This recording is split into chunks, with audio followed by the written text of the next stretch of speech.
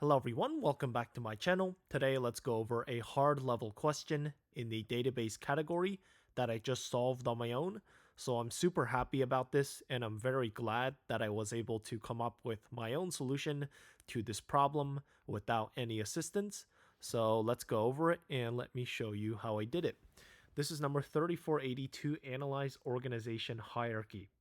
Okay, so basically you're given this employees table and you want to return the employee name. So these two columns are going to be copied over, as you can see, and then the level, team size, and budget. So these three are the meat of the problem. Basically, for the level, starting from the CEO and then doing a depth first search to their children. Children are always one level above the parent. And then for here, for example, this is going to be level 2 or level 3 because one starts at level 1, right? And then you're just adding 1 to each layer of children. You can think of it like a binary tree. So, and then for the level, for the salary, same thing. You're just adding the salary, and the department is, or the budget is going to be what the salary is supposed to be. And the team size is just adding all the children of the current root node, which is going to be whatever employee ID we start with. Okay, so first what I like to do is to get the employee and their name. Let's just make a dictionary so then we can easily retrieve that information in the future. Say name of E is equal to employee name of I. Okay, so awesome. So now we also have to keep track of the manager. So basically, 1 doesn't have a manager, right? But then 2 is the direct report of 1. 5 is the direct report of 2. So 2 is 5's manager. So let's go ahead and call this manager default dict of type list. And then what we're going to do is going to try the manager ID. So if we can turn that into an integer, because you can't turn null into an integer, right? So if we can say employees manager ID of I, then we know that this is valid. We can just say manager of A dot append whoever they hired, right? Or their direct report. So employee ID of I. Otherwise, we just continue because CEO employee ID 1 doesn't have a manager, right? So, and that's going to be of level 1.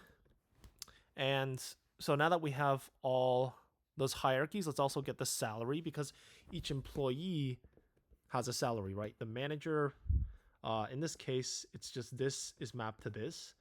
So we don't care about this column. It's not manager ID mapped to salary. It's employee ID mapped to salary. And so we can just say, call this salary is going to be a dictionary. Again, a 1-to-1 mapping because employee ID has to be unique, right? So salary of employees,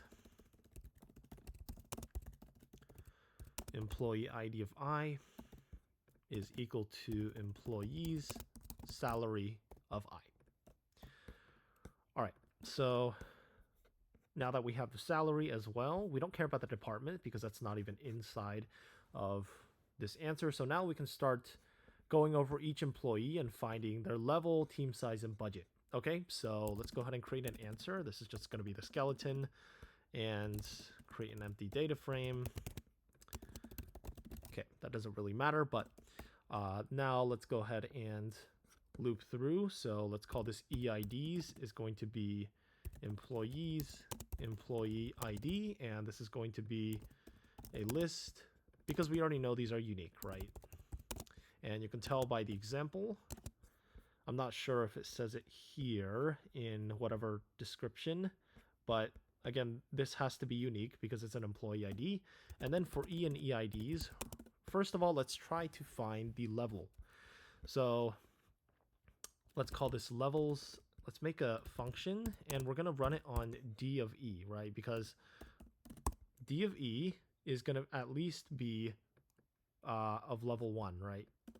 Can't be a level 0 because even the CEO is level 1, and no one can be above the CEO, because smaller in this case means like larger. So let's do cur, and let's call this lev. So we're just going to iterate over the neighbors. So let's, for example, if our dictionary is 1, 2, and then 2, 3, 4. If we're going to do a DFS on 1, then we're just going to look at neighbors, and we're going to keep iterating over like this, and then calling DFS or levels on D of neighbor, right? D of neighbor. So if this is a key here, and let's say this is 5 and 6, then we're going to call the DFS on here, and then we're going to do the same thing here and call DFS on this again. So depth first search, right? And then the level +1 is going to be whatever level we're at. And let's go ahead and print neighbor and lev +1, because right now we already have a part of the answer. We can already see what's going to be. Okay, so D, we can already see the level they're at, but for this, it's not supposed to be D, it's supposed to be manager, right? That's the hierarchy we created. Manager of neighbor. Okay, so you can see 2 is at level 2, 4 is at level 3. It's good to cross-check with the examples as you're working. 8, 4, 5, 3, 3, 2. I think we're good to go there. So let's just go ahead and create a level list. Let's just call this levels. Default dict of type integer, because what we're going to do is just say levels of neighbor is max of levels neighbor. If it already exists as a key in this dictionary, then level +1, right? Because sometimes with the recursion, I found that the values can be messed up, so we want the lowest level possible. So if we go ahead and print levels, let's just make sure that we're seeing the right thing. Oh, let's just call this levels. Okay, so 2, 2, 4, 3, 5, 3, 7, 3. Yep, looks like we're good to go there. Cool, so now we have this column taken care of. Now for the team size, that's just going to be, so not including, because the person itself is not part of the team. So for example, for 3, you can see the team size. Let's go ahead and actually just make another function called team size. And this is just going to be an empty list. And let's just define team size, cur. Now for neighbor and cur, let's just say now.append neighbor, right? Because at the end, we're just going to return now, and that's going to show us everyone that is working under us, right? So ts of d of neighbor, and then also now. And let's just go ahead and print team size. Let's go ahead and print e in team size.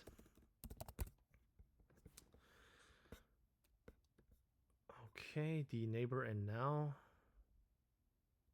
Oh, manager. Okay. Okay, so you can see 1 has 9 people. 1, 2, 3, 4, 5, 6, 7, 8, 9.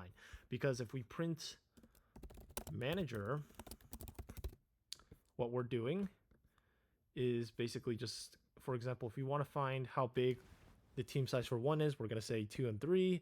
And then for, because 2 is already added, we don't add the key twice, right? We add 4 and 5, and then we add 8, because 5 is not even a key in the dictionary, right? It doesn't exist as the unique key. So, and then that's going to be that. For example, 1, 2, 3, 4, 5. So 1, 2, 3, 4, 5, 6. And then, for example, 3 has 2 more, and you get the point. So hopefully that makes sense. And we can just say the team size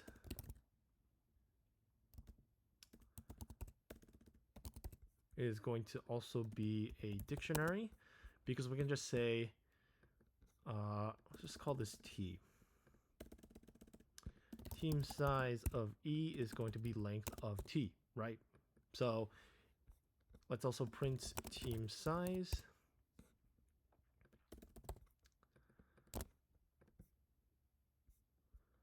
Okay, 192334. Cool. So in the same accord, since we have the list, we can also just go ahead and get the salary as well, which is going to be the budget, right? So let's just call this salary. And the good thing is, because that's just going to be salary, let's just call this tot sal is salary of E, because we're starting with the current person's budget, and then we're adding everyone below them how much they make and totaling that up. So because we already have all the children with the DFS, we can just say for let's say worker in T tot salary plus equals to salary of worker, right? And then let's go ahead and print E and tot salary. It just makes things simpler and cleaner, in my opinion. This is just my way of doing it. And you can see 84, 31, 41. So we're good to go. So now let's call this total salary is just going to be, or let's just call this budget, is going to be a dictionary, same thing. So budget of E equals to total salary. Again, if we're looking at this guy's salary plus this guy's salary plus this guy's salary, yeah, and then plus 2 himself, however many he makes a year, how much ever he makes a year. Okay, so now that we have that, we're pretty much good to go. And last but not least, that's why I included the names, so we can get this column quickly. And I think we're ready to build our answer list. So again, let's go over all the employee IDs, and we're going to append, first of all, the employee ID, which is just E, and then the name of E, which is the employee name, and then levels of E, team size of E, and then budget of E, right? And then last but not least, we have to sort it by level in ascending order. So that's 0, 1, 2, and then budget in descending order. So negative x, negative 1, the last index in descending order. That's the negative. It's reversed from greatest to smallest, and then employee name in ascending order is just x of 0. Okay, so now let's go ahead and build the list of results, and we can just say A, B, C, D, E, because we have 5 columns for V and answer. V1, V2, V3, V4. And then now let's just build each column. Employee ID is equal to A. Employee name is B.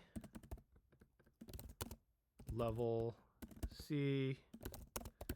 Team size D. Budget E. And let's run this. So you can see that there's a bug here, which is because this levels has to be at least 1, right? So I think the way I did it might have not have been the most bug-free, but that's fine. And let's run this again. Submit it. And there you go. Passes all test cases. So again, I'm super happy that I was able to come up with my own solution to this question without any help and solve it completely on my own. So that's it for this video, and thank you for watching.